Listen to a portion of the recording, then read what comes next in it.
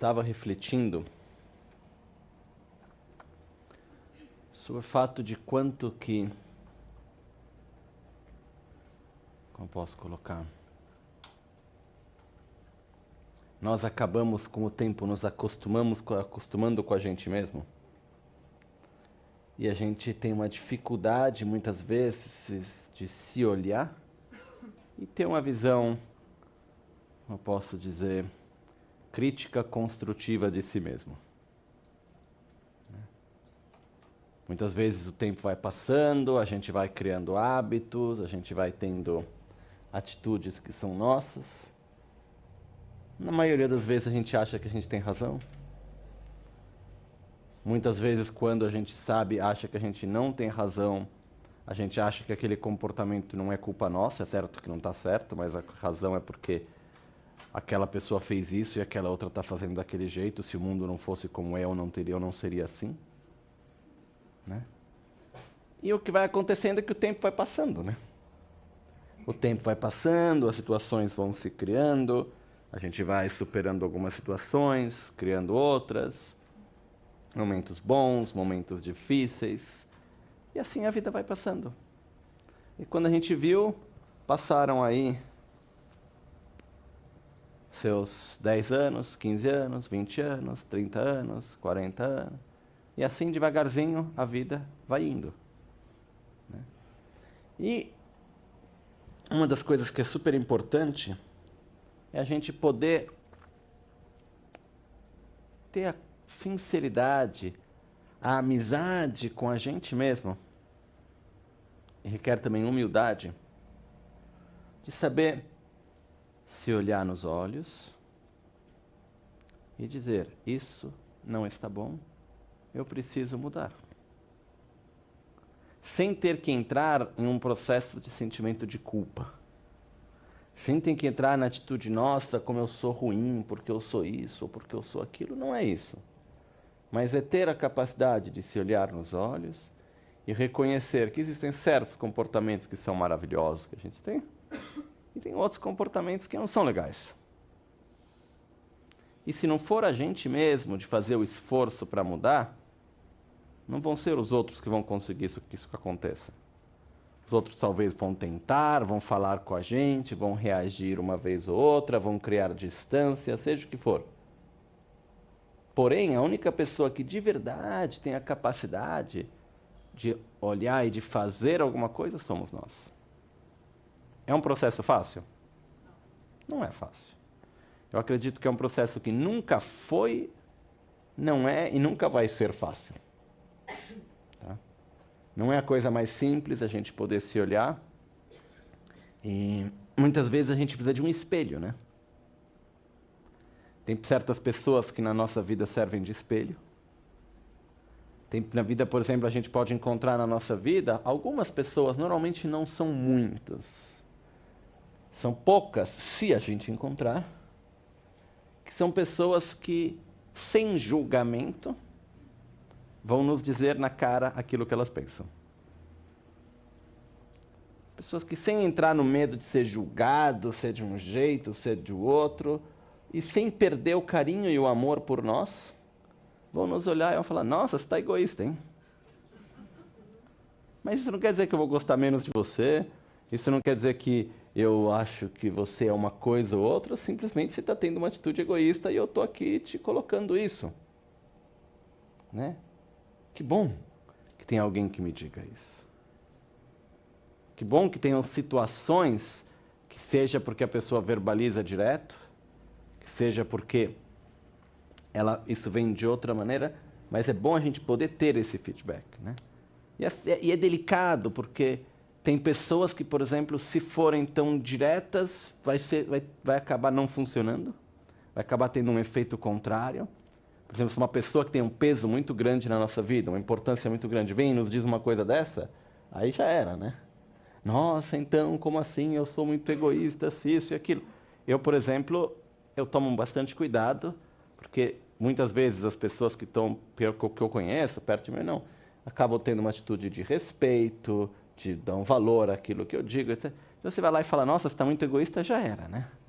Aí pronto, aí é aquilo que vai, nossa, então Lama me diz que eu sou egoísta, aí pronto, aí a autoestima vai lá para baixo, aí não funciona. Aí parece que tudo, então tudo que eu faço é egoísta. Não, não disse isso, eu estou falando que você tá egoísta nesse momento. Aí já não funciona, né? Então, por exemplo, ano passado, na Europa, por exemplo, quem é que fazia esse papel? Era o louco do vilarejo, o bobo da corte. Era aquele que ia na cara das pessoas, meio que brincando, já que ele era o bobo, já que ele era o louco, ninguém dava valor a ele, ele podia falar todas as verdades. Que ninguém acabava pegando aquilo pessoalmente e no final acabava escutando, e ele tinha um papel fundamental. Que é um pouco o papel que tem os cômicos, por um lado também. São as pessoas que têm a capacidade de dizer a verdade sem ter que apontar o dedo e machucar ninguém diretamente. Porque, já que ninguém me dá credibilidade, eu posso falar o que for. Então, tem pessoas, algumas vezes na nossa vida, para cada pessoa acabam sendo de uma forma diferente. Mas tem vezes que tem pessoas com quem a gente tem esse contato, pessoas com quem a gente pode confiar, mas ao mesmo tempo que vão lá e vão falar as coisas como elas são, né? Na Itália, no centro de Dharma da Itália, que é um centro residencial, onde várias pessoas acabam morando e tal, até alguns anos atrás tinha uma senhora que morava lá, que era a Teresa. Alguns chegaram a conhecer ela. E a Teresa era uma senhora que, ela desde quando ela era professora de música, aí ela acabou, ia para ter um casamento, aí aquelas coisas assim, bem estilo, bem antigo, aí no final o cara que era para ser marido dela acabou indo para a guerra, não sei o quê, toda uma história, uma pessoa que ficou muito só a vida inteira. E quando ela conheceu o budismo, ela ficou super conectada, fazendo uma longa história curta, ela tinha a casa dela, tinha tudo, mas ela morava no centro. Então, tipo assim, não é aqui, lá a estrutura é maior, é diferente, mas se fosse aqui, ela acabava dormindo lá embaixo, tendo a casa dela, tudo, mas todo dia assim. Você tentava, não, tá na hora de fechar, Teresa, tá bom, tchau. Fala, cadê? Não tem ninguém, fecha a porta, ela foi, se escondeu atrás, tá no banheiro, passou o tempo inteiro lá. E ela passava o tempo inteiro no centro, isso assim, desde quando era em Milão, depois quando foi para Albaniano, e ela estava sempre lá. Fora o fato que ela era cleptomaníaca, isso era um detalhe da história, ela era uma pessoa que ela tinha um jeito um pouco louco, fora da casinha, assim, fora do sistema, mas ela falava as verdades como ninguém. E ela tinha uma função super importante no todo. Mesmo que a gente não conseguisse entender isso, né? E ela, no final, ela era super querida por todos, teve uma morte super bonita.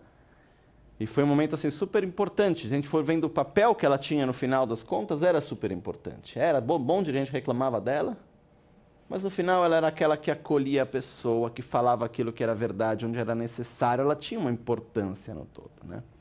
Mas tudo isso para dizer que é importante para nós mesmos, ou porque a gente está diante de alguém que nos fala as coisas na lata, né? E tem um provérbio tibetano que diz: os melhores amigos, não, desculpa, o provérbio é Shatse kala tamnyeme. Shatse kala tamnyeme.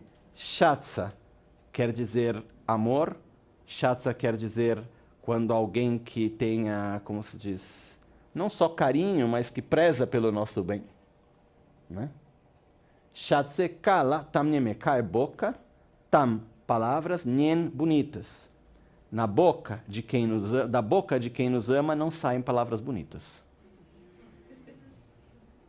Shatse kala tamnyeme. O que isso quer dizer? Da boca de quem nos ama não saem palavras doces necessariamente, não quer dizer que tem que sair só coisa amarga, mas quer dizer o fato que são pessoas, quem nos ama são pessoas que vão falar as coisas de verdade, que vão ter a coragem de dizer a verdade para nós e colocar, olha, isso não está muito legal, hein? E ter essa capacidade, isso é importante para a gente também. Então, o que acontece é, a gente poder ter meios, seja esse porque tem alguém que a gente conhece que está perto de nós, seja esse porque nós mesmos vamos nos observar, que é sempre necessário, mas a gente precisa ter meios que nos ajudem a poder, de tempo em tempo, se observar. Não com uma atitude de autocrítica do ponto de vista de um julgamento a si mesmo para ver se eu sou bom ou se eu sou ruim, e de uma coisa de julgamento. Não tem nada a ver com um julgamento de si mesmo. O fato é se observar para poder se redirecionar no presente e no futuro. Por quê? Tem duas possibilidades. Uma é, a gente simplesmente vai vivendo a vida no que ela vai acontecendo. E tudo bem, vamos lá. E uma outra é, eu vou vivendo cada dia, porém tendo uma direção para onde eu quero ir. É diferente. Isso me lembra uma coisa que eu já falei várias vezes, mas eu acho ela tão importante, por isso eu acabo voltando sobre ela. Tem vezes que as pessoas falam sobre mudança, né? É um assunto que dentro do budismo está bastante presente, as pessoas acabam, hoje em dia está bastante de moda. Não, temos que mudar, a mudança, tal. Quando vai acontecer uma mudança? O que fazer para mudar? A realidade é que não dá para mudar. De repente vai lá e muda. Nós estamos sempre mudando. O que não dá é para não mudar. Então não é que existe o momento da mudança. Esse é um ano de mudança. E os outros? Ficou tudo parado, agora vai mudar. Então o que acontece é claro que existem anos que vão ter uma mudança maior, ou seja, mais evidente sobre certas coisas, etc. Com certeza. Eu, por exemplo, na minha vida, eu tenho ciclos de 12 anos, muitas vezes. Onde tem certas mudanças fortes que acontecem a cada 12 anos. Esse é um ano de um ciclo de 12 anos para mim. E eu vejo certas coisas que estão acontecendo, etc. Né? Porém, o conceito mais importante que a gente precisa entender, compreender, é o fato que a mudança ela está constantemente acontecendo e que ela é inevitável. De um ponto de vista físico, de um ponto de vista mental, emocional, espiritual, econômico, profissional, em qualquer nível. Que cada escolha que a gente faz, que cada pensamento que a gente tem, cada dia que a gente vai vivendo, vão todos eles moldando a nossa vida. Né? Mesmo de um ponto de vista físico, isso acontece. Por exemplo, tem 3 aspectos que eu já citei várias vezes, mas para mim eles ajudam para refletir sobre isso. 6 aspectos físicos que nos mostram isso que a gente está falando. Um é a plasticidade do cérebro, ou seja, é um aspecto que foi provado aí alguns anos atrás, que antes se achava que o cérebro era fixo, ele era estático, e foi provado que, na realidade, o cérebro ele vai se moldando de acordo com os pensamentos que a gente vai tendo. Então fizeram testes no qual pega uma pessoa, ela começa a tocar um instrumento musical que nunca tinha tocado antes, depois de X meses dá para ver com toda a clareza a mudança no cérebro que aconteceu. Foi a adaptação para aquele novo movimento que ela estava fazendo, para aquela nova coisa que ela aprendeu. Então o que acontece é, a atitude que a gente tem no nosso dia a dia, ela vai moldando o nosso cérebro. Então o cérebro que eu tenho hoje, fisicamente, é o resultado de todos os pensamentos que eu tive até hoje, por um lado. Estou simplificando demais, mas é o resultado disso. E o cérebro que eu vou ter amanhã é resultado do que eu estou pensando hoje. Então, ele é moldado pelo pensamento no dia a dia. Né? A gente hoje em dia fala muito sobre os genes, a importância, a força que tem a genética em cada um de nós, etc. Na própria genética, o que ocorre é que também se viu que o comportamento que a gente tem na nossa vida, o estilo de vida que a gente leva, a forma como a gente vive, ela influencia e transforma os nossos próprios genes. O nosso próprio DNA é transformado. Fisicamente, tem toda a parte dos micro-organismos que vivem com a gente. Eles são totalmente influenciados pelas escolhas que a gente faz, pelos lugares onde a gente vai, pelas pessoas que a gente encontra, por aquilo que a gente come. E esses micro-organismos têm uma influência sobre nós muito maior do que aquilo que a gente imagina. Fisicamente e mentalmente também. Então, esses 3 exemplos, eles nos mostram que nós somos fortemente influenciados pelo nosso corpo. Correto? Dependendo como está o meu cérebro, dependendo como que são os meus genes, como que são os micro-organismos no meu corpo, como está o rim, o fígado e todo o resto. Isso acaba influenciando a mente e as emoções também ou não? Ou são duas coisas totalmente separadas? Não são. Ok? Porém, quem é que vai determinar como que vai estar o corpo e como que vão estar toda essa parte, digamos, desde os micro-organismos até os nossos órgãos, etc, etc. Quem é que vai determinar como que vai estar? A gente mesmo. Porque a gente escolhe, acorda de manhã e fala, hoje eu quero que o rim esteja assim, e o fígado daquele outro jeito, né? Colesterol fica baixo, a gente decide e acontece, ou é o resultado de um processo gradual que vai se acumulando durante a nossa vida? Cada momento, cada vez que eu vou lá e coloco uma coisa na minha boca, tem uma influência enorme. Não é pequeno, é determinante. Então, o que acontece é, a gente cada um faça como quiser, mas eu acho que faria bem, a gente poder ter consciência do poder de cada ação que a gente cumpre. Porque o ponto principal é, nós não temos a escolha se nós vamos ou não nos transformar e mudar. Essa escolha ela não existe. Nós estamos constantemente em transformação. Porém, nós podemos escolher, eu quero me transformar, eu quero me mudar de uma forma consciente, para uma direção que eu escolho, ou de uma forma inconsciente, como resultado do mundo que está à minha volta. Isso é importante. Não só no ponto de vista individual, mas até do ponto de vista da sociedade, né?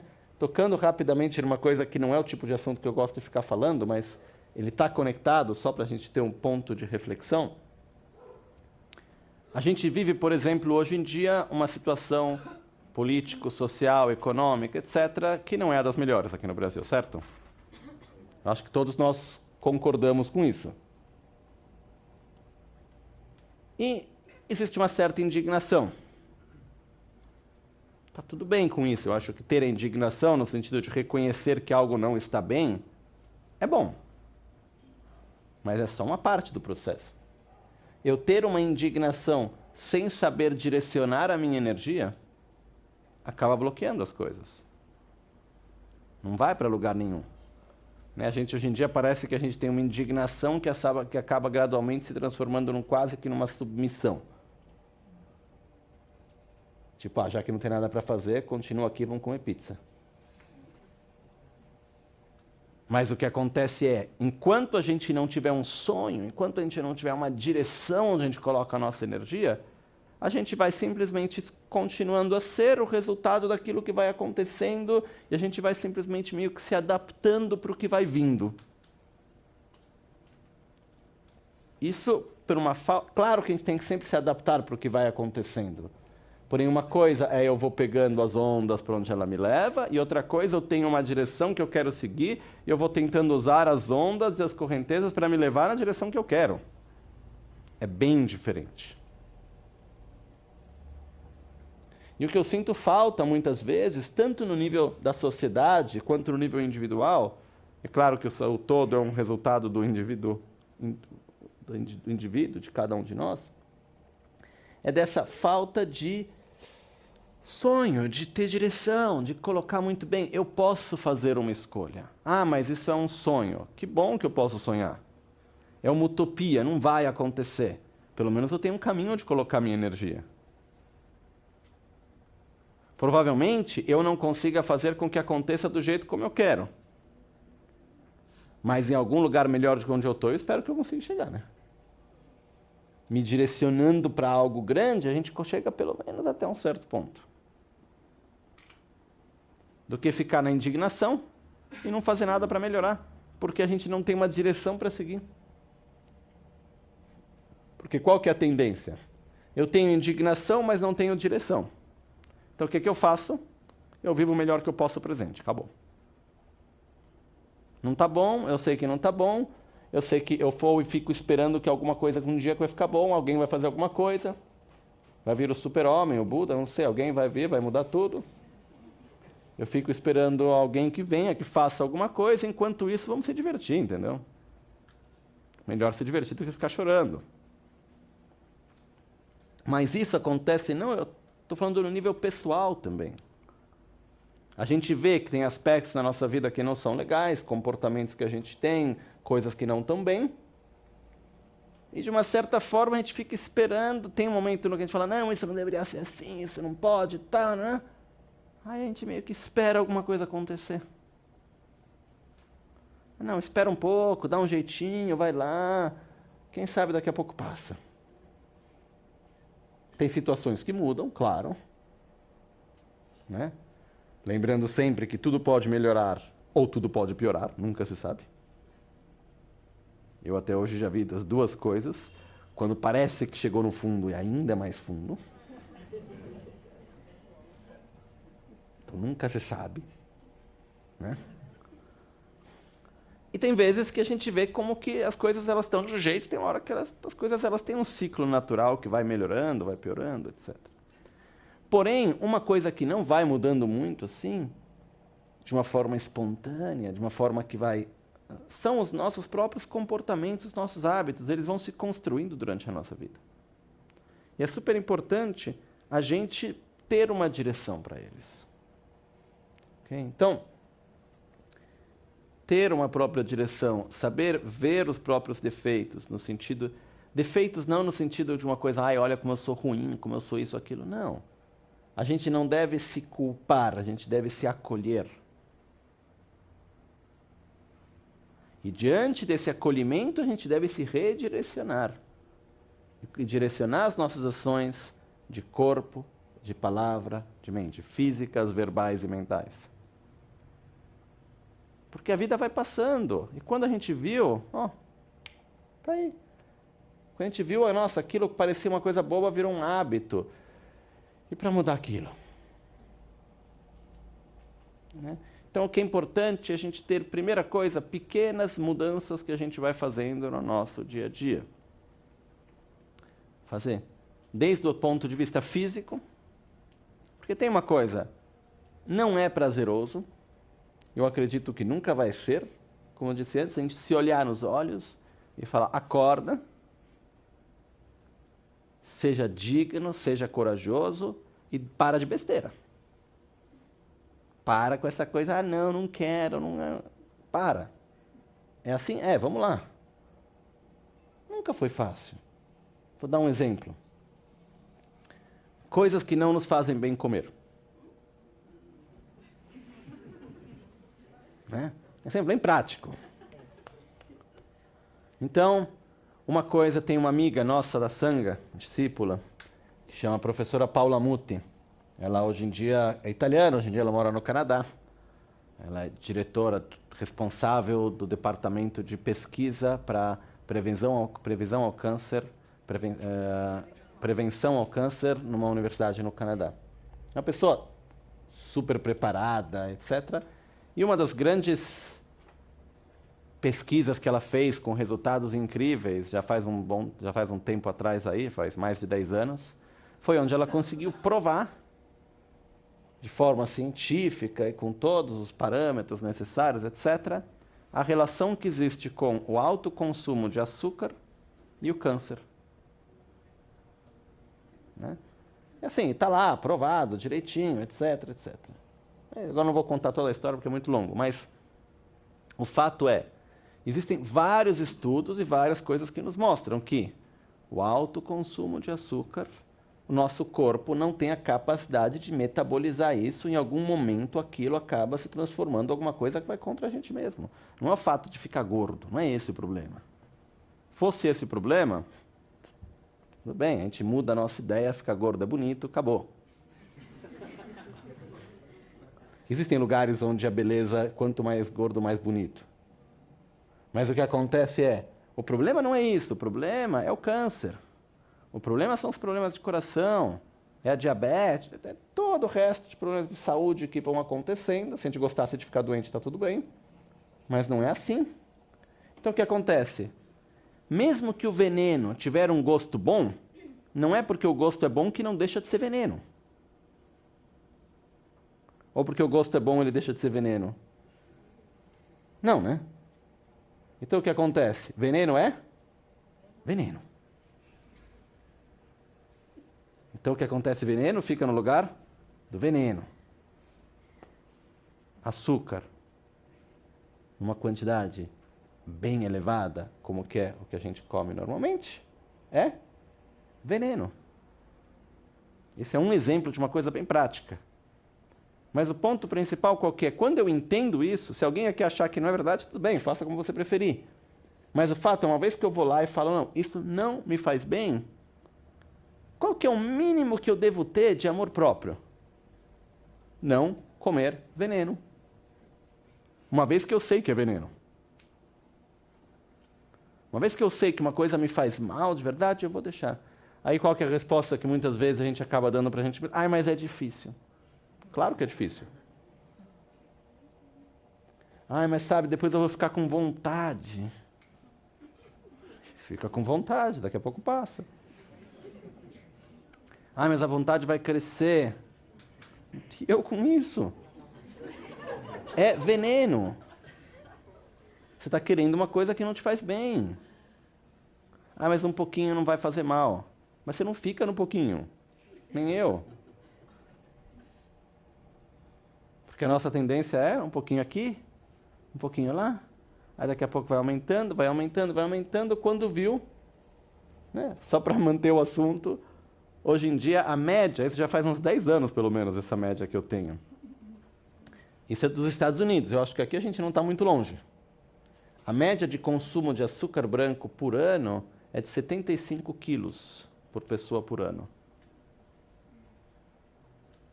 Porque tem açúcar, uma latinha de Coca-Cola ou de outros refrigerantes, são mais de 12 colherzinhas de açúcar. A gente vai na salada, no molho da salada X tem açúcar, no pão tem açúcar. E não estou falando do açúcar da fruta, natural, estou falando do açúcar colocado mesmo. E depois a gente acha esquisito que fica com um monte de doença autoimune por aí. Quando a gente tem comportamentos que são estranhos para o ser humano, milhões de anos sem ter, de repente a gente começa a agir de uma forma totalmente fora e acha que alguma coisa está errada. A gente não dorme direito, não respeita os ciclos da natureza e assim por diante. Mas não é isso o ponto de hoje, tá? O ponto que eu quero trazer é, enquanto a gente não tiver medo de sofrer, dificilmente a gente vai conseguir mudar certas coisas na nossa vida. O que eu quero dizer com isso?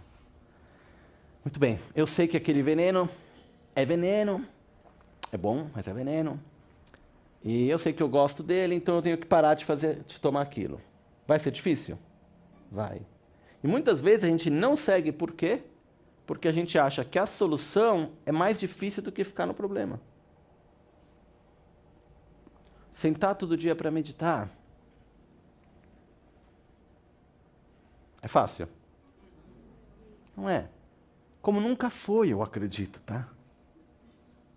E como eu acredito que nunca necessariamente vai ser. Espero que um dia a gente esteja num contexto que é tão natural que fique fácil. Mas normalmente não é. Mas então o que a gente fala? Ah, não, essa eu não vou meditar porque eu não estou com vontade. Não estou com vontade? Levanta, joga uma água na cara, coloca a bunda na almofada e senta, medita. Ai não, mas será que é que não?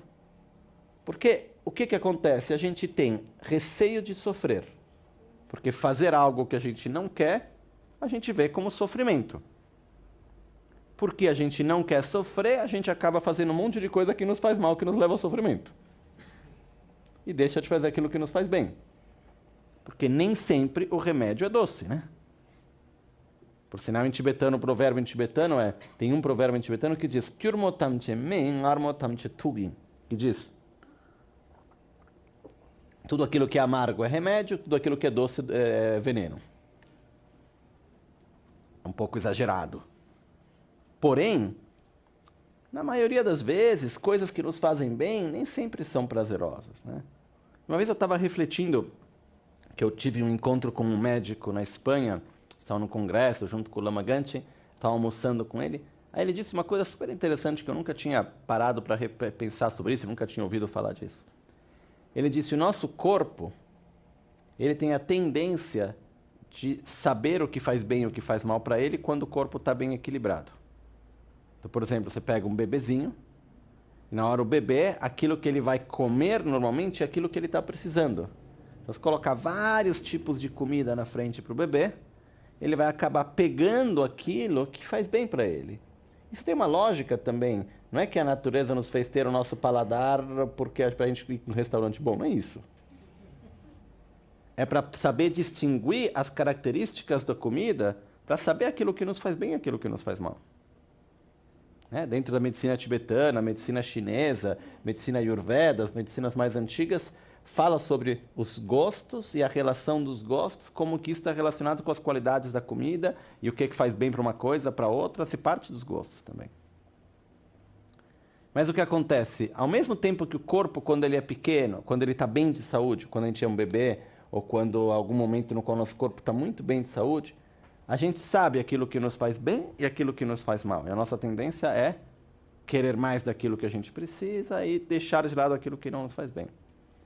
Porém, uma vez que a gente entra num estado de desequilíbrio, a gente quer mais daquilo que vai aumentar o desequilíbrio.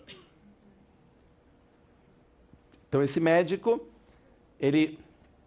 conversando com ele, ele disse que quando chega um paciente para ele, que tem um problema, uma das primeiras coisas que ele pergunta para o paciente é: o que você mais gosta de comer? Ah, é isso. Então, primeira coisa, para de comer isso. Porque se você não está bem de saúde e seu corpo está pedindo isso, quer dizer que provavelmente aquilo que você está querendo é exatamente aquilo que te faz mal, que você tem em excesso. O que eu quero dizer com isso? Eu não entendo nada de medicina, não é esse o meu ponto.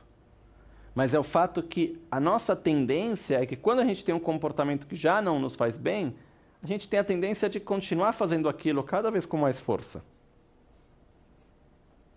Então a pessoa, sei lá, fuma, tem uma atitude de raiva constante, tem uma coisa de muita preguiça, seja o que for.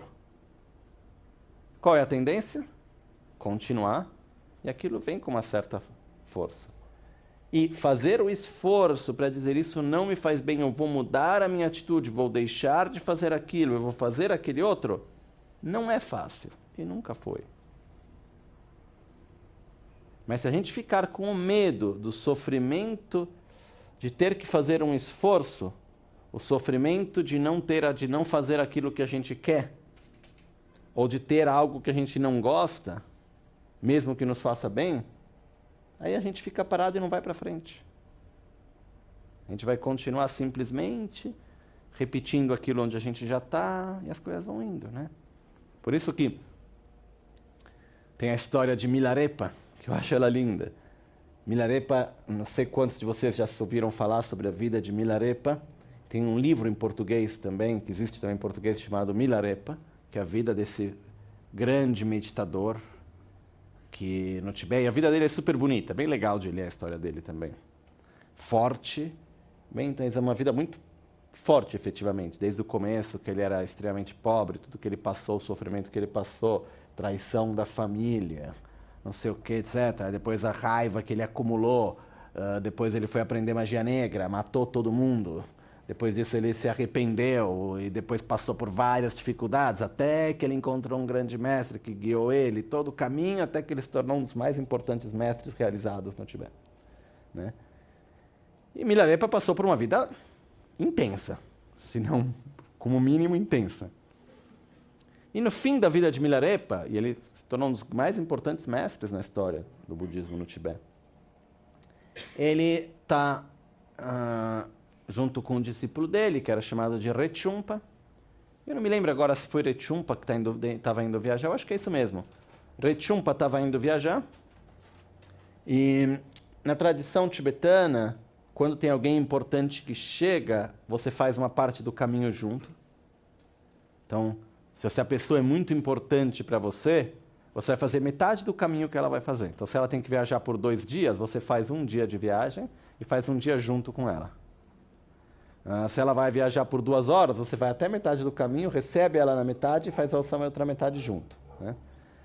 Isso vai depender de várias situações, mas isso é uma coisa tradicional. Então, Milarepa, o discípulo importante, ele foi acompanhar um pouco Rechampa, e aí depois, no momento, ele falou para o próprio discípulo, ele falou, então agora você pode ir, pois você tem tudo o que você precisa para o seu caminho. Eu já lhe dei tudo o que você precisa para o seu caminho. E nesse caso o caminho era uma metáfora, não era só o caminho da viagem que ele estava fazendo mesmo, mas era o caminho à iluminação, o caminho espiritual. E ele falou, eu já te dei tudo o que você precisa. E nesse momento, Rechampa então foi sabendo que ele não ia mais rever o próprio mestre naquela vida. Porque Milarepa já estava muito velho, relativamente doente, eles sabiam que a viagem não ia ser curta, porque naquela época a viagem era fazer tudo a pé, e eram 3 meses para ir, uma vez que viajou 3 meses, vai ficar pelo menos alguns meses, né? Era 3 meses para ir, 1 ano para ficar, 3 meses para voltar, era mais ou menos isso. E o que aconteceu, eles sabiam que não iam se rever mais. Então, foi um momento super intenso, forte. Então, Rechampa vai, e ele agradece o mestre. Aí quando ele já está indo, depois de algum tempo, com alguns metros que ele já está andando, o Milarepa chama ele e fala, não, pera, meu filho, vem cá. Eu esqueci de te dar o mais importante de todos os ensinamentos. Eu coloco, isso não está escrito na história, mas eu diria, Rechampa deve ter dito que bom que lembrou agora, né? Porque depois ele, né? Melhor agora que nunca, tudo bem. Aí ele volta, chega na frente do Milarepa e fala assim, mestre, né, com todo respeito, formalidade. Milarepa se vira, dá as costas para ele, levanta a saia e mostra a bunda para ele. E se diz que era uma bunda feia, áspera, toda que no texto se conta como uma bunda de um macaco, tipo assim. Aí ele vira de novo e olha para Milarepa, para o Rechampa e diz, lembre-se de uma coisa, sem esforço não existe resultado. A bunda de Milarepa, ela era toda áspera, assim, de tantos e tantos anos meditando sentado na pedra fria, porque ele não tinha dinheiro para comprar uma almofada. Então ele fala, olha, com tudo aquilo que eu te dei, se você não tiver esforço, se você não colocar energia, não vai acontecer. Né? Saber meditar não serve para nada, se você não meditar. Ter todo o conhecimento é legal, mas serve para pouco se depois não tiver a coragem de aplicar no dia a dia. E eu não acredito que para Milarepa foi fácil.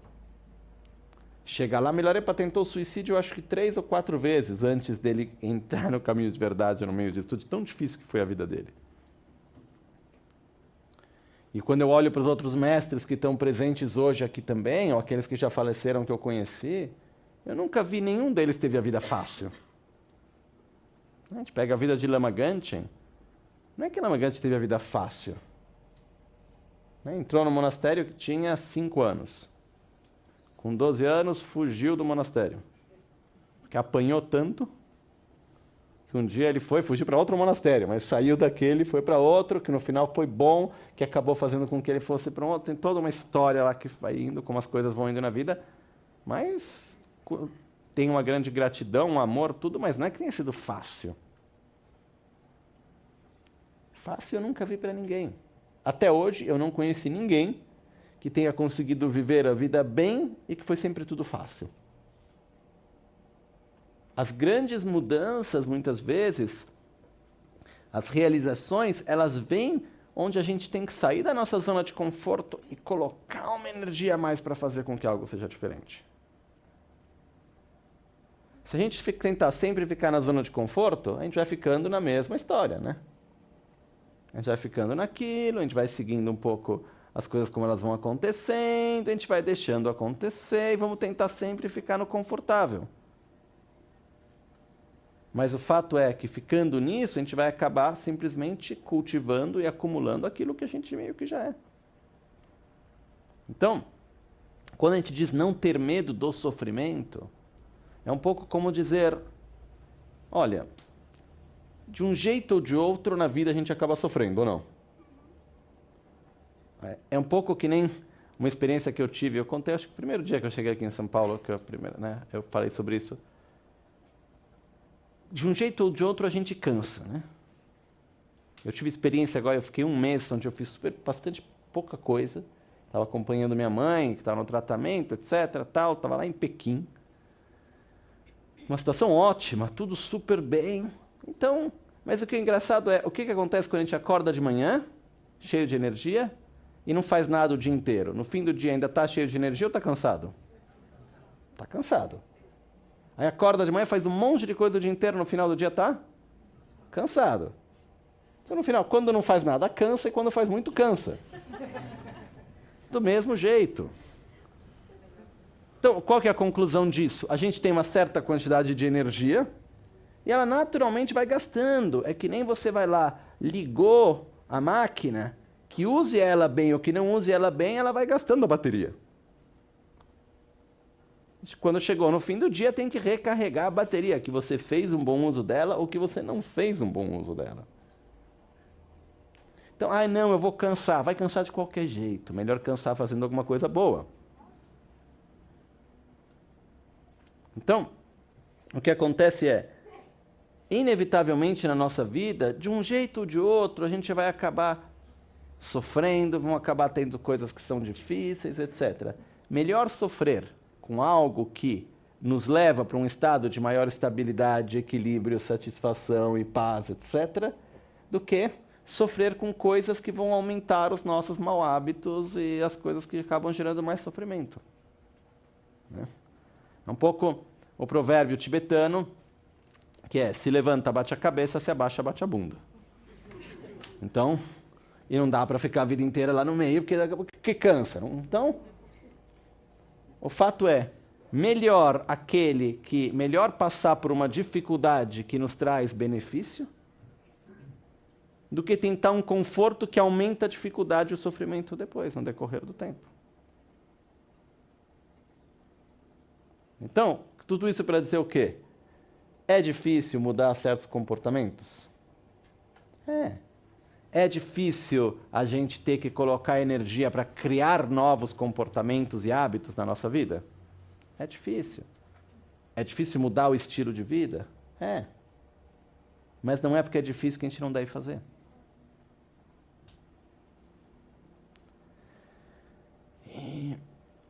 Mas o que é interessante é que quando a gente consegue se olhar e a gente consegue fazer esse esforço, ir além daquilo que é difícil, isso nos traz uma autoestima tão boa, nos traz uma energia tão boa, que gradualmente vai nos dando uma força também, que é muito bom. Mas é super importante a gente ter essa coragem de se falar, muito bem, vai ser difícil, vai. Por quê? Quando a gente está diante de algo que a gente tem que fazer, e a gente já partir com a expectativa que vai ser fácil, aí na primeira dificuldade a gente quer parar. Tipo, eu quero aprender a meditar. Maravilha, que legal. E a gente tem a expectativa que vai ser tudo maravilhoso, shanti, lindo, sempre gostoso, vai ser sempre bem, assim, aquela coisa que linda, eu vou aprender a meditar. Que legal. Aí o que acontece? No primeiro dia que a gente vai lá, senta para meditar, aí é cansativo, aí dói o joelho, aí a gente vai lá, tem que meditar, não quero meditar, e começa a ficar aquela coisa. Aí pronto, aí já não quero mais porque está difícil. Se a gente parte com o princípio que vai ser difícil, imagina o pior. Mas mesmo assim eu vou seguir, aí qualquer dificuldade não é nada. A gente passa por cima dela. Mas isso em qualquer situação da vida. Quando a gente acaba idealizando uma situação perfeita, ótima, a gente só vê o lado de como a coisa tem que ser, mas com uma expectativa alta, na primeira dificuldade a gente acha que aquilo não vale mais a pena, que não dá, eu não vou conseguir, todo o resto a gente dá para trás. Assim é nos relacionamentos, assim é com os trabalhos, assim é com tudo aquilo que a gente tem que fazer. E também no caminho espiritual. Se eu tenho que fazer um caminho e eu sei que vai chover, vai fazer frio, eu vou chegar num ponto no qual vai estar difícil, eu não vou conseguir a comida direito, vai estar lá, o carro vai quebrar, eu não vou achar um mecânico, aí como que eu vou fazer? Aí vai ter isso, a gente imagina o pior. Aí quando imaginou o pior, e quando chegou lá, foi lá, né, furou o pneu e o carro não quebrou, ou achou um mecânico ruim, nossa, que bom tem mecânico, né? Não é o melhor, mas tem. E não vira uma razão para deixar de fazer aquilo que a gente está fazendo. Então, eu me lembro quando eu tinha que dar os exames no monastério, a gente fazia exame de debate. Então, eu tinha que fazer isso uma vez por mês, não era exatamente um exame, mas era mais ou menos, era parecido porque a gente tinha todos os lamas no monastério, a gente era por volta do monastério de Seramé, onde eu estava, por volta de 1.500 monges, e uns 70 lamas, alguma coisa assim. Eu era um deles, e todos os lamas, uma vez por mês, tinha a cerimônia de formatura, onde os monges que terminaram os estudos tinha uma cerimônia lá de formatura tal, e era para poucos monges, e acontecia que nessa cerimônia todos os lamas tinham que fazer um debate, uma ou duas vezes, normalmente uma, em público para quem estava se formando. Só que a gente estava nos primeiros anos e tinha que debater com aquele que já tinha acabado de estudar tudo. E quando aquele que estava se formando não tinha uma boa capacidade para responder, para ele não era problema, porque ele tinha atrás dele todos aqueles que eram os melhores alunos das classes mais altas, e eles que iam responder por ele. Então a gente tinha que todo mês ir lá e fazer um debate público, né? Quando eu entrei no debate, no dia seguinte eu tinha que fazer um debate público, assim. Então, você vai lá 10 minutos debatendo na frente das 1.500 pessoas, etc. E eu sempre tive, isso não são exatamente exames, mas eu fiz várias vezes isso, e depois tinha os exames de debate mesmo. Eu sempre parti com a ideia que vai dar errado. Não vai dar, eu vou lá e vou fazer o meu melhor, mas não vai ser fácil, eles vão responder muito bem, eu não vou saber o que falar direito, vai ser difícil. Não no sentido de pessimismo, não posso fazer, não quero ir. Mas no sentido, tenho que me preparar bem porque não vai ser fácil. E eu vou fazer o meu melhor, eu vou lá. E sempre fui ótimo. E mesmo quando eu tinha uma coisa ou outra, sempre foi melhor do que eu esperava. Porque a gente já espera lá para baixo, e quando vem o que vem, ela está lá em cima, né? E tem vezes que a gente vai lá e coloca uma expectativa, e aquilo nos bloqueia. Então, o fato é, diante de algo que a gente reconhece que é importante também baixar a expectativa. E lembrar, vai ser difícil? Vai. Isso é chamado o esforço como a armadura. Por que um guerreiro, hoje em dia nem tanto assim, até que sim, de uma certa maneira, uma pessoa que vai para um lugar, vai para guerra. Hoje em dia não acontece mais assim. Mas vamos imaginar os guerreiros antigamente. O guerreiro ia para a guerra, ele colocava a roupinha bonitinha dele ou ele colocava uma armadura? Por que o guerreiro coloca a armadura? Porque ela é bonita? Porque ele sabe que vai apanhar feio. Sabendo que ele vai apanhar, que vai receber o golpe da espada, a flecha, seja o que for, ele já se prepara antes. Porque se ele tiver o medo de apanhar de qualquer jeito, melhor nem ir para a guerra, né? Se o fato de levar uma paulada, uma espadada, seja o que for uma razão para não ir para a guerra, melhor nem começar. Que imagina que ele vai lá, sai para a guerra, o primeiro que bate nele sai correndo, não quero apanhar. Então por que ele coloca, quando ele está colocando a armadura, ao mesmo tempo, o que isso significa? Eu estou pronto para lidar com essa dificuldade, para ir na direção do objetivo que eu tenho. Então quando a gente está diante de algo que a gente deve fazer no começo, a gente já se prepara para a dificuldade, assim como um guerreiro que coloca uma armadura. Fala, eu vou estar fazendo isso, vai ser difícil? Vai. Vão ter os dias que eu acordar de manhã e não vou querer meditar? Vão. Vai ter aquele momento que vai ser difícil, que vai dar sim, o que eu vou fazer? Eu vou continuar. E através disso, isso nos dá uma força desde o começo, que depois, quando a gente vai indo nas dificuldades, elas parecem coisas pequenas. E isso nos permite de continuar e de não nos bloquear diante das dificuldades. Né? Porque a mesma coisa acontece nos relacionamentos também. Quando algo é muito importante para nós, a gente tem que valorizar e se preparar para as dificuldades que possam ter. Tem vezes que eu vejo relacionamento não só entre pessoas, mas também coisas relacionadas ao trabalho ou formal ou voluntariado, dá na mesma. Mas os relacionamentos, de vez em quando eu olho e me parece assim, a criança que fala, não brinco mais com você porque você não brinca do jeito que eu quero. Quando não é exatamente mais como eu quero, não brinco mais. Né?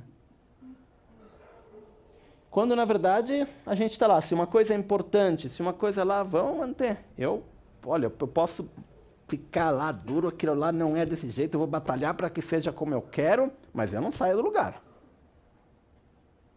E não que, não, está difícil, para. Né? Porque senão que nem uma vez uma pessoa que veio me pedir um conselho, faz muito tempo isso, aí eu fui lá, tinha uma situação específica, eu falei, olha, faça isso. Aí a resposta foi, mas isso é difícil. Ok. Aí fui lá, pensei, encontrei outra solução. Faça aquilo. Mas isso eu não gosto. Aí encontrei uma terceira possibilidade. Esse eu não gosto e é difícil. Aí eu olhei e falei, então fica com o problema. Mas esse também não quero. Então, eu não tenho outra solução. Fazer por você eu não posso, senão até faria. Mas não posso. Então, é difícil. E não gosto não é desculpa. Não quero. Cada um é livre de fazer o que quer. Lembrando que nós somos livres de fazer o que quisermos, porém não somos livres das consequências de nossas escolhas. Isso é importante a gente lembrar também.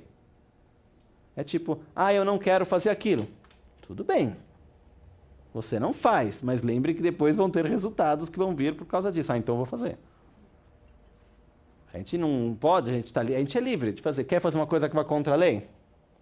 Faça. Porém, depois, depende, vão ter consequências ou não. Esperamos que sim, né? Porque senão, para que fazer a lei se depois... Tudo bem, isso é outra história. Mas o que acontece é a gente poder ter essa clareza com a gente mesmo. E não ter medo. Por quê? Porque o objetivo ele é importante, porque aquilo que a gente deseja é importante. E tudo isso parte de um sentimento profundo de amor a nós mesmos. Lembrando de uma coisa, enquanto a gente não conseguir amar a si mesmo, dificilmente a gente vai amar os outros. De verdade. O que é o amor próprio? É a nossa capacidade de, desejar a nossa própria felicidade, de uma forma verdadeira, profunda, ter clareza sobre o que nos faz bem.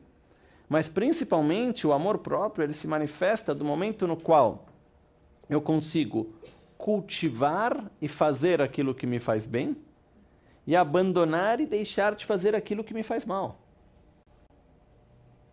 Uma coisa, por exemplo, que cada um de nós pode fazer é fazer uma pequena lista. Quais são as coisas que me fazem bem e que dependem de mim? Que é inútil colocar na lista coisa que não depende da gente, tá? Então, uma das condições para estar na nossa lista tem que depender da gente. Então, o que são as coisas que me fazem bem e que dependem de mim? Desde as coisas mais pequenas e banais. A gente coloca lá. Do outro lado, na lista, a gente vai colocar quais são as coisas que me fazem mal e que também dependem de mim. A gente coloca lá na lista. Depois a gente vai pegar e falar, essa semana quais vão ser? Escolhe um e um. A lista pode ter 500, tá? Começa de um em um. Eu vou abandonar isso e vou cultivar aquilo. Vai ser fácil? Não. Vou fazer? Vou. Vai dar um momento que vai dar vontade de fazer aquilo que não é bom? Vai. E o que eu vou fazer? Não vou fazer. Vai ter um momento no qual vai dar preguiça de não fazer aquilo que me faz bem? Claro. O que eu vou fazer? Engole seco, manda a preguiça embora, fala, deixa de besteira e vamos fazer. Porque senão não vai para frente. Isso é, como dizia Shantideva no Bodhisattva Charyavatara, eu acho que era não lembro qual capítulo que foi, tanta coisa.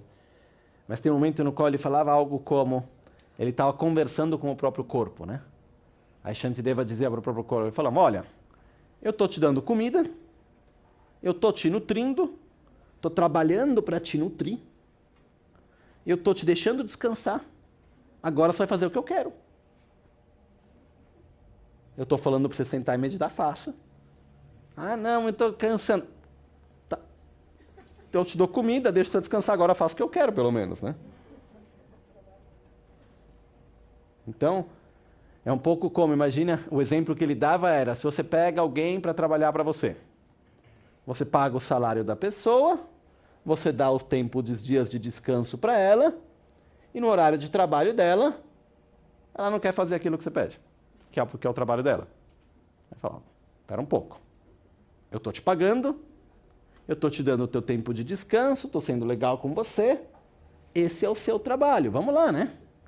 Se não, tá tudo bem, eu deixo de te pagar, você procura outro trabalho. A mesma coisa com o nosso corpo. A gente paga o salário dele, que é a comida, a gente deixa ele descansar, agora que ele faça aquilo que a gente quer, né? Então vamos lá, está na hora de fazer isso, está na hora de fazer aquilo. Ah, não, mas cansa. Lembramos que não fazer nada cansa também. Só que nós temos uma certa dificuldade de criar novos hábitos e de mudar o comportamento. Então tem coisas que isso requer um esforço. Por natureza, nós somos preguiçosos. Eu sou o primeiro. Mas a mudança, ela ocorre de uma forma direcionada, consciente, quando a gente vai um pouquinho por vez, pequenas coisas, bem pequenas, mas a gente vai fazendo algo que não vem espontâneo. Deixando de fazer algo que não é espontâneo deixar de fazer aquilo. Até que aquilo se torne espontâneo, até que aquilo se torne natural. Aí a gente pega outro da lista. E vai gradualmente nos direcionando. Porque essa é uma forma que a gente tem para se direcionar. Caso contrário, a gente vai simplesmente vivendo como resultado do mundo que está à nossa volta. E também está tudo bem, no sentido que ninguém está mandando ninguém fazer nada. Mas o fato é uma escolha que a gente tem. Eu quero me transformar de uma forma consciente ou de uma forma inconsciente? É isso. Então, ter essa ciência é algo que não só é importante, mas como acaba sendo como aquilo que nos dá a direção, como a luz que a gente olha e a gente segue ela. Por quê? Senão a gente acaba simplesmente sobrevivendo na vida, né? As coisas vão passando, a gente vai tentando evitar os sofrimentos, vai tentando ter prazeres, e assim a vida vai passando, vai passando, vai passando, e quando viu, certos comportamentos já estão tão enraizados em nós que fica muito mais difícil de mudar. Né? E tem uma coisa que eu tive refletindo nessa visita mais, que está conectado com isso, que é bem interessante da gente observar. Eu falei sobre isso outro dia aqui. É o fato que, quando a gente tem um comportamento, por exemplo, a gente falou da última vez, eu falei pegando o exemplo do desejo. A gente pode fazer o mesmo exemplo com a raiva, com os ciúmes, com a inveja, com vários sentimentos. Eu tenho um sentimento, a última vez eu falei do desejo, hoje vamos pegar o oposto, a raiva. Quando dá um sentimento de raiva sobre alguma coisa, a nossa tendência qual que é? Manifestar ela. E a sensação que dá o que é? Quando a gente manifesta a raiva, ela diminui de uma certa maneira. É aquela tensão que a gente está dentro, Ela acaba. Só que o que acontece? É verdade que a raiva ela vem com uma energia e a gente tem que direcionar isso. Com certeza. Mas quando a gente acaba seguindo o que a raiva nos pede, né? Imaginamos, a raiva vem de estar dentro de nós mesmos, mas imaginamos que fosse alguém que vem e fala, olha, faça isso, faça aquilo, alguém nos falando a raiva. Cada vez que a gente acaba fazendo aquilo que a raiva está dizendo, fisicamente e verbalmente, ok? Da próxima vez, quando a raiva voltar de novo, ela já vai se sentir mais forte, vai falar, olha, tanto você fez da última vez, agora vai fazer dessa também. E quanto mais a gente dá espaço para a raiva, mais forte ela vai se tornando no decorrer dos anos da nossa vida. Mesma coisa é para a agressividade, que está conectada com a raiva. Mesma coisa com o desejo, com a inveja, com os ciúmes. Ou seja, nós temos sentimentos desse tipo? Claro que sim. Porém, existe uma diferença entre ter um sentimento de raiva, de inveja, de ciúmes, de apego, ilimitado, de insatisfação, seja o que for. A insatisfação é um exemplo disso também bem claro.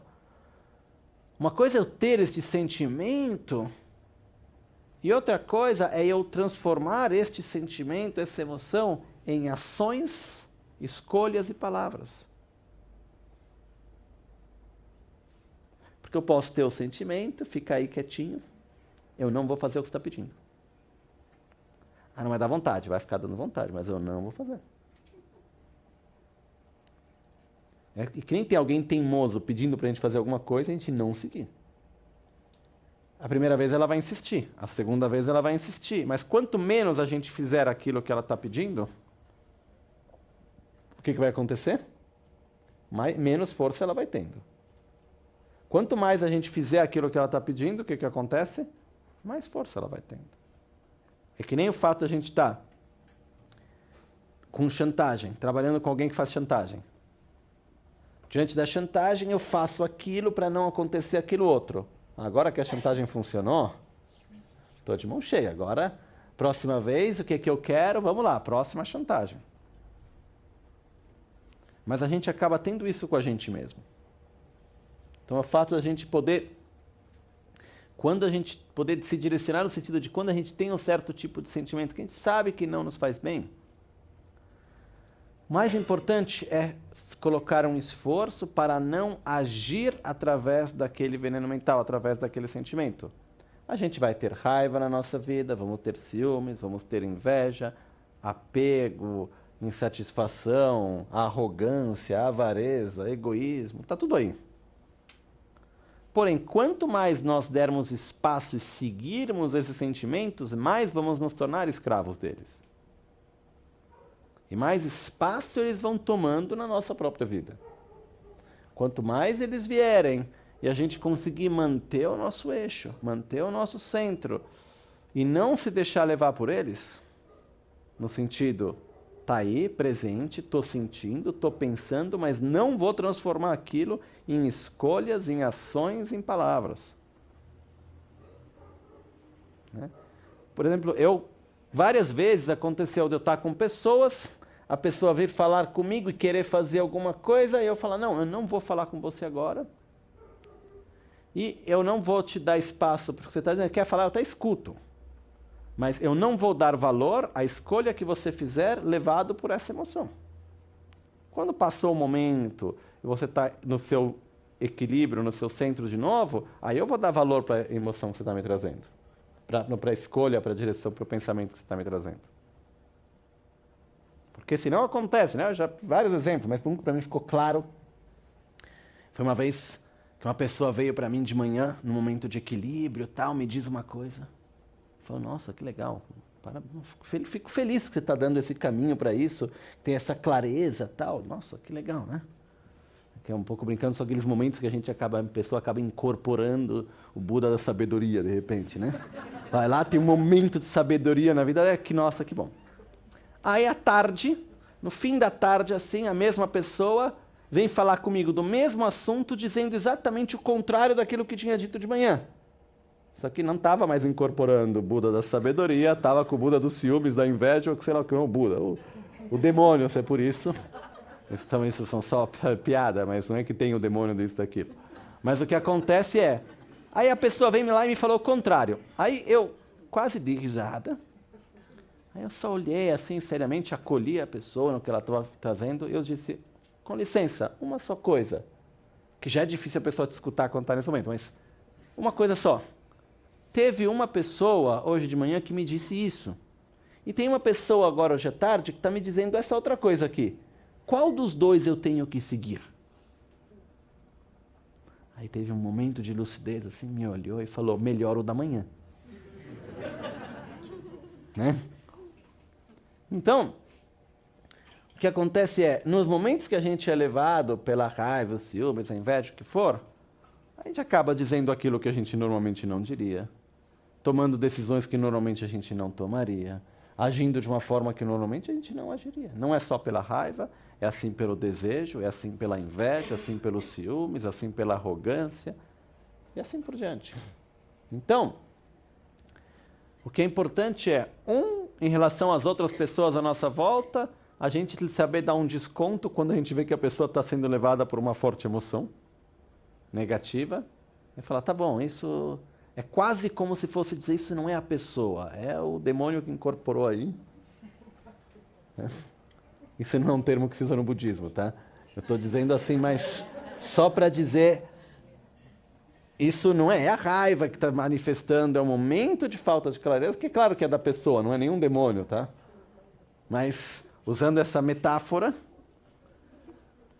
a gente vai falar, então isso não é a pessoa na clareza dela. Então, eu não vou seguir, não vou dar peso bastante para isso, e vou tentar depois conversar de novo num momento de maior clareza para dar um desconto aí.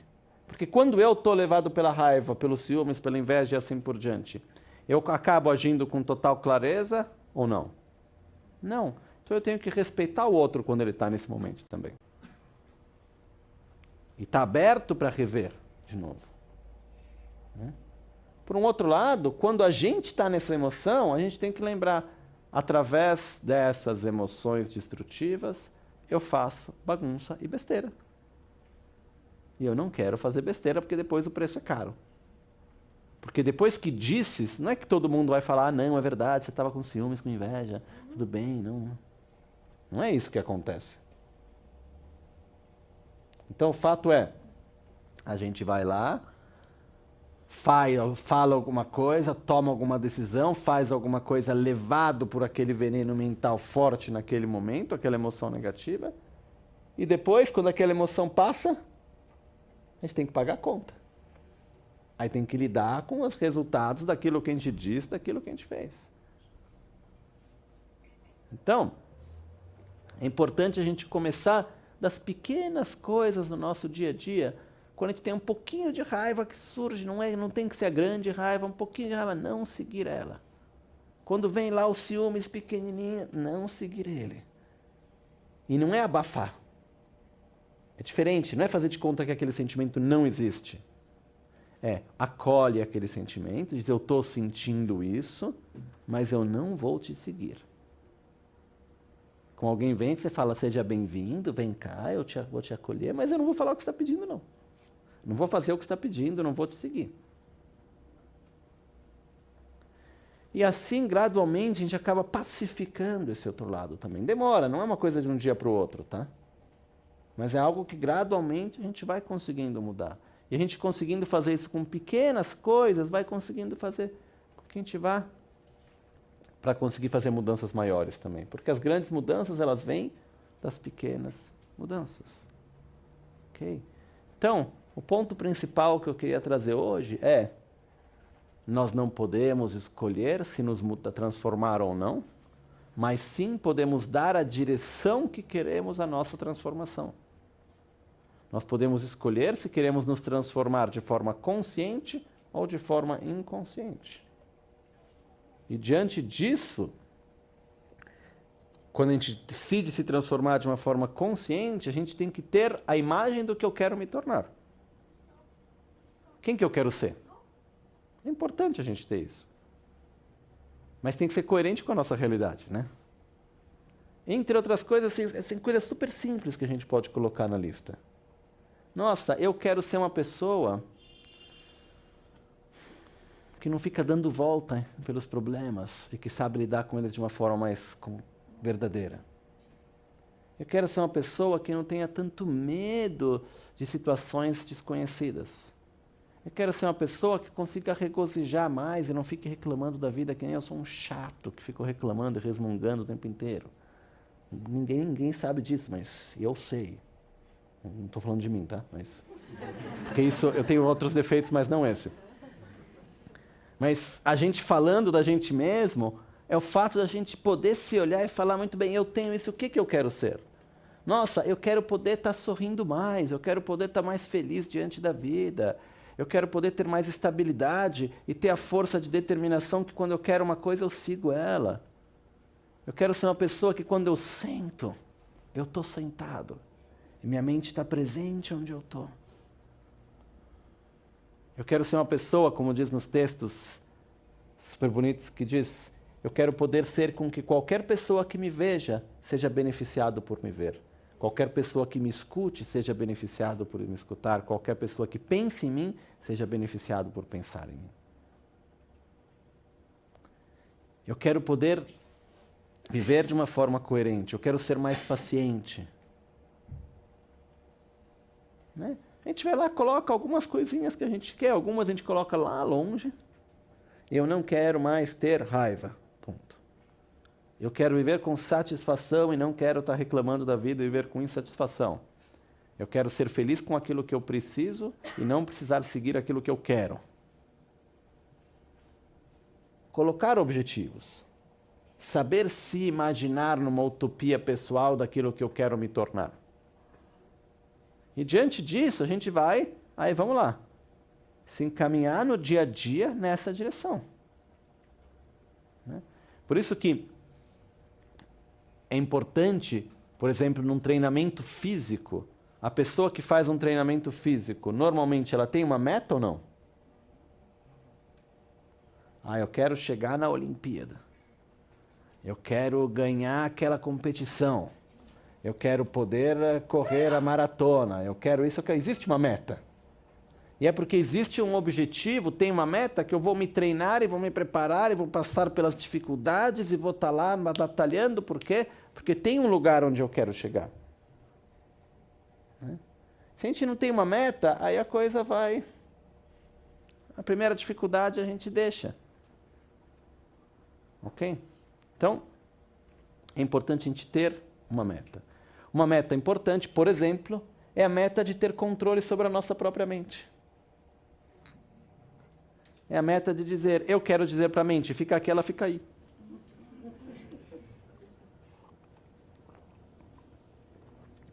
É a meta de conseguir ter um estado interior que não está sempre buscando coisas novas, mas que simplesmente consegue estar bem onde ele está. Conseguir poder sentar em qualquer lugar onde for e simplesmente sentir o próprio eixo, sentir o próprio canal central, né? Sentir o próprio eixo, estar consigo mesmo, estar presente, estando consigo mesmo, a gente acaba se conectando com todos e com o todo. Isso é uma meta. Tem que trabalhar. Não é do nada que isso vem. Ok? Então, antes da gente fazer a meditação agora, eu queria só tocar num ponto que é diretamente conectado com essa meta e com a meditação, mas eu acho que ele é super importante nos dias de hoje. Uma das principais interferências que existe para a meditação, para ter um eixo interno, para poder direcionar propriamente, conseguir ter esse equilíbrio, é termos distrações e estímulos sensoriais demais. Okay? Porque quando a gente senta para meditar, se a gente for olhar, a nossa mente normalmente ela vai para quê? Para os estímulos que a gente recebeu, que são muitos. E nós vivemos numa época no qual a quantidade de estímulos sensoriais é extremamente grande. E é uma violência que a gente faz com a gente mesmo, a quantidade de estímulos sensoriais constantes que a gente tem. Né? eu comecei a perceber que chegou um certo momento no qual o celular começa a virar uma extensão da pessoa. Aí quando acorda de manhã, qual que é o primeiro impulso? Vou sentar e meditar. Não. Qual é o primeiro impulso? O que está no Facebook? O que aconteceu lá? Cadê isso? Cadê aquilo? Pega o celular. Não precisa, não serve para nada. Aí o que acontece? Até que pega aquele negócio lá. Aí vai lá, começa a olhar. Quando viu, passou aquela meia hora, 1 hora na cama e a meditação, tchau. Né? Na hora de dormir, qual que é a última coisa que a gente faz antes de dormir? A gente reza, medita, se prepara para o sono. Por quê? O último pensamento quando a gente dorme é aquele que vai determinar o nosso estado emocional e mental durante o sono. E com o que a gente direciona a nossa mente antes de dormir? Com aquilo que aparece naquela telinha lá. Ok? A gente usa o celular normalmente para coisas profundas, significativas. De vez em quando, sim. Senão acaba que nem acontecendo, que nem eu vi uma vez, quando eu cheguei em Tashilhunpo, no Tibete. Uma coisa incrível, mas a gente vê, são 800 monges no monastério, por volta de 800 monges. Um dos monastérios mais tradicionais e com a maior disciplina que existe no Tibete. Aconteceu que isso é um problema novo que eles estão tendo que lidar agora, que quase todo monge tem celular, e a maioria está quase todo mundo com iPhone. Por quê? Porque é o primeiro telefone que tem tibetano que funciona perfeitamente. Aí tem tudo lá. Aí você via que chegavam alguns, assim, com o período que eu passei lá, eles iam todos pedindo para eu colocar aplicativo, para eu ir lá e colocar os textos tibetanos e não sei o quê, tudo bem. Aí eu lá, como eu fiz várias, nem lembro quantos, mas...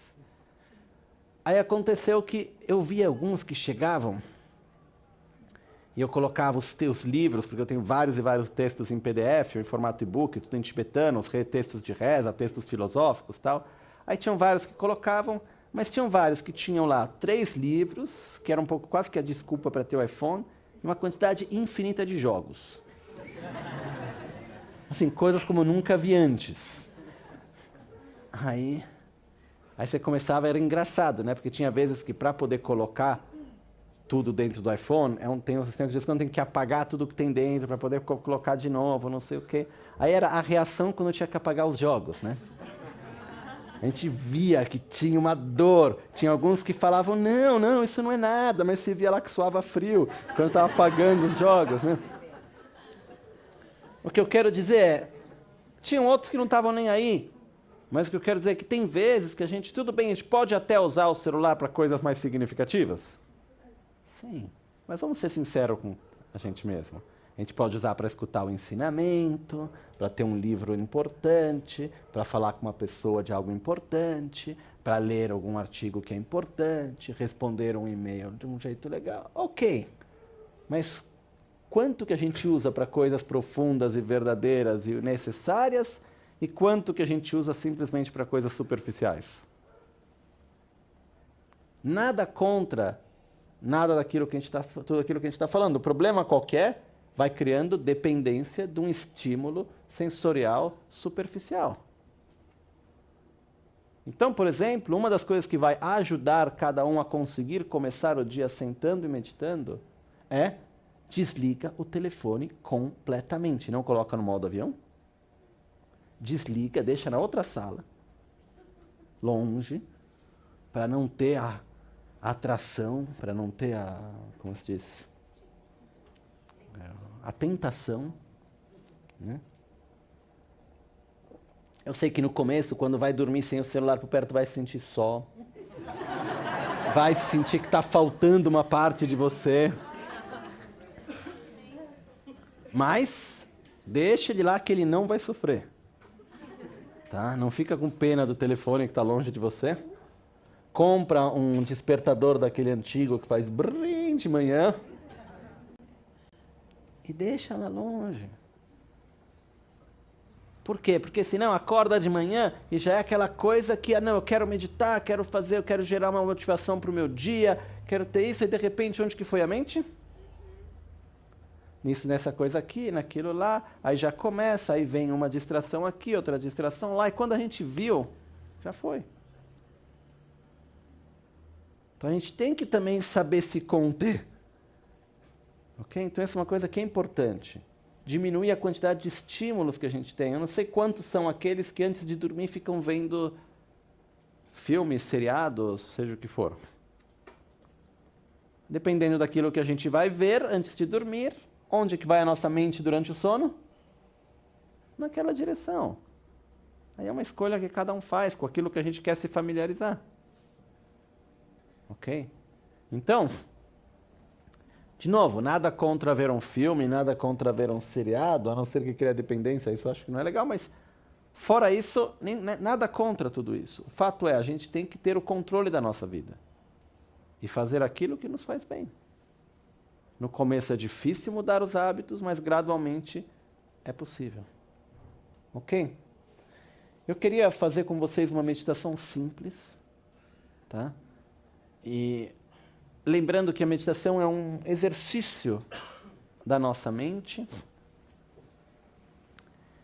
E a gente vai ter dois aspectos principais.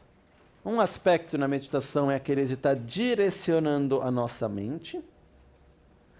E um outro aspecto é aquele de estar relaxando o corpo, porém sem precisar de estímulos externos. Simplesmente estar onde estamos.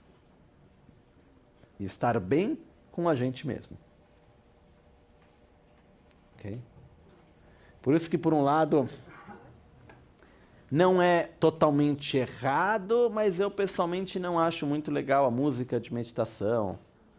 Ou coisas. Pode-se usar, não estou falando que seja errado e que não deva. Eu pessoalmente não gosto, porque eu tenho a sensação que, de novo, a gente está indo atrás de alguma coisa externa para tentar nos levando para algo interno. Ok? E na meditação é esse momento no qual, entre outras coisas, a gente vai simplesmente estar com a gente mesmo. Nem sempre é fácil e nem sempre é prazeroso. Isso é outra coisa. O objetivo da meditação não é ter uma experiência prazerosa. A meditação não está aí para ser prazerosa. Ela pode ser muito prazerosa, mas não é esse o objetivo. O objetivo é familiarizar a nossa mente com um estado equilibrado, familiarizar a nossa mente com o amor, com a sabedoria, com a humildade, com vários aspectos, mas antes de tudo com um estado de equilíbrio e de controle de si mesmo. Esse é o primeiro objetivo. E não é fácil. Vai ter um momento no qual a gente vai tentar meditar e vai ser difícil. Claro. Tem uma amiga, que é uma discípula na Itália. Quando ela começou a meditar, e hoje em dia ela é uma pessoa que medita muito e tem ótimos resultados, ela começou a meditar por causa de uma razão de saúde. Uma forte doença autoimune, então isso levou a ter que fazer alguma coisa. E hoje em dia tem ótimos resultados. Mas eu me lembro ela contando, ela só me contou isso anos depois. Mas ela falou que a primeira vez que ela foi meditar, a sensação interna dela na meditação era como se fosse as unhas passando na lousa por dentro. Assim, de estar lá sentado e ter uma hora de querer levantar, querer se mexer, querer fazer alguma coisa, não dá mais. Mas ela foi ficando, repetindo. E hoje em dia passa meses por ano meditando. Isso para dizer que não é porque é difícil que a gente não pode. E não é porque é difícil que a gente não deve. E não é porque é uma coisa que nos faz bem que logo de cara vai ser prazerosa. Nosso objetivo não é ter experiências prazerosas, mas ter experiências que sejam de benefício e significativas. Ok? Mas a gente tenta fazer de um jeito que seja prazeroso também. Mesmo porque se a gente forçar demais a meditação e tentar fazê-la muito longa e forçar demais, a nossa tendência é não repetir aquilo que não é prazeroso. Então, por isso é importante também para deixar sempre quando ainda é meio bom. Ok? Muito bem.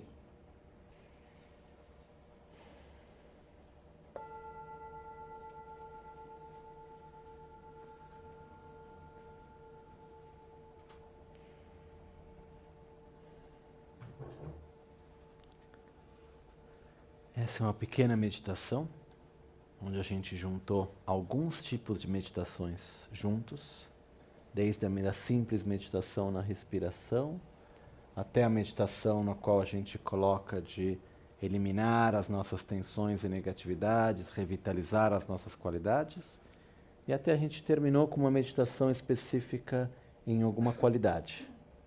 Então, nesse caso, foi o amor, mas que é o fato da gente gerar familiaridade com o sentimento. Né? Isso é uma coisa que depois, sem ter necessariamente que direcionar a um ou ao outro, simplesmente gerar familiaridade com esse sentimento em si. A meditação é algo que é de graça, ela não traz efeitos colaterais. O único problema que a gente pode dizer que a meditação teria é que ela cria dependência. Ok? E uma dependência boa nesse caso. Mas, como tudo, a gente tem que ter a nossa própria experiência, a gente tem que fazer a nossa própria parte. Okay? Existem meditações bem complexas, junto com recitação, e na tradição do budismo tibetano é muito comum meditação junto com recitação e visualizações, onde a recitação ela serve para estar direcionando a mente na meditação, para estar, sim, por sua vez, tendo uma visualização e gerando um estado de consciência, mas isso é já uma outra coisa que não é o momento de hoje. Porém, o fato é que eu acho que é super importante a gente meditar, independentemente do fato se a gente faça isso no contexto budista ou não. Acho que é super importante, mas a gente tem que ter a nossa própria experiência, tá? Então, o que eu peço é que cada um, no próprio dia a dia, crie o momento para isso. E para isso, tente diminuir um pouco as próprias distrações. Vão ter momentos no qual vai sentar lá para meditar e não vai ser fácil. Né? Isso que vai dar vontade de levantar, vai dar vontade de se mexer, né? E a gente vai ficar lá por aqueles 5 minutos, 10 minutos que for. E gradualmente isso vai se tornar um pouquinho mais fácil, mas é necessário ter uma constância no nosso dia a dia. Porque senão aquilo que a gente ganha numa semana, na outra semana que a gente não faz nada, a gente acaba perdendo. Aí daqui a pouco vai e volta de novo. Então é melhor fazer pouco todo dia do que fazer muito e depois não fazer. Ok? Então ter essa constância no nosso dia a dia. E é isso. Então se vocês acham que algo daquilo que foi dito e a experiência que vocês tiveram, se vocês acham que isso tem algum benefício, por favor, façam o possível para colocar em prática. Para levar isso para o próprio dia a dia. Porque é isso a única coisa que depois faz uma diferença real. Ok? Eu queria agradecer muito a todos por estarem aqui. Né? Se a gente está aqui hoje é porque a gente valoriza aquilo que a gente está fazendo, a gente acha que tem uma importância nisso. Então é importante a gente dar continuidade nisso no nosso dia a dia. Okay? Porque o que eu posso fazer, ou qualquer outra pessoa, é muito pouco. Pelo mais que a gente possa ter grandes qualidades, que não é necessariamente o meu caso, mas pouco. O que cada um de nós pode fazer para nós mesmos é muito. Então isso a gente tem que lembrar. Né? Como dizia Buda, Dani Dag Gönyain, Dani Dag Drayain. Eu sou o meu próprio protetor, eu sou o meu próprio inimigo. Eu tenho que escolher o que eu quero ser. Ok? Então é isso. Vamos fazer uma dedicação final. Chanchu semchu rinpoche ma ke panan ke gyurchi ke pa nyampar me pa yang kongne konto pelwar sho jetsun lame kutse raptenchi namkar chinle cholchur ge padang lo san tempedra Drowe munse tatu ne gyurchi Nimo dele tsendele nime kuyan delekshi Ninsen takto delekpe koncho sumke jingelo koncho sumke ngodruk sol koncho sumke trashisho De sol a sol, à noite ou ao meio-dia, possam as três joias conceder-nos suas bênçãos, Possam as três joias ajudar-nos a alcançar todas as realizações. Possam as três joias espalhar muitos sinais auspiciosos no caminho de nossas vidas. Muito obrigado a todos e nos vemos esses próximos dias. Ok? Muito obrigado.